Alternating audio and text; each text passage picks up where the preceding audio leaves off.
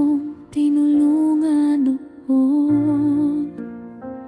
Kahit ako'y kapos at may baon na lungkot, sabi mo, Diyos ko, magbigay lang daw, at biyaya'y babalik ng walang alinlangan.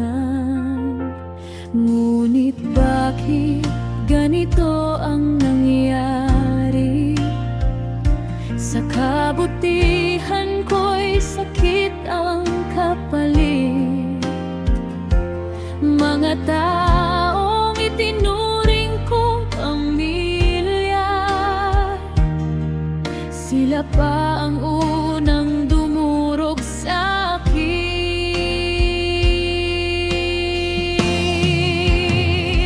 Habang ako'y tahimik na umiiyak, tinatanong ko sa hangin at ulap, may mali ba sa puso kong tapat? Bakit hirap ang siyang lumalapit?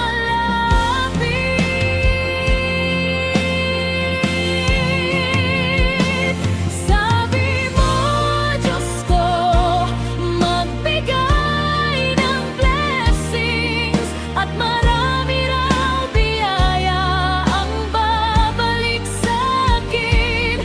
Pero ang bumalik ay puro pahirap, lalo na galing sa kamag-anak.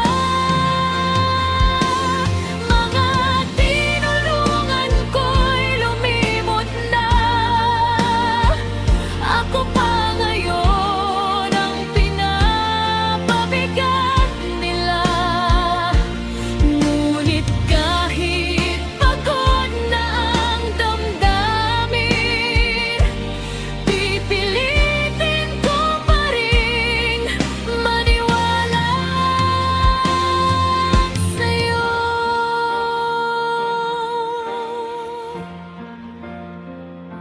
Ibinigay ko ang kaya kong ibigay, oras, pagmamahal at sakripisyong tunay. Ngunit na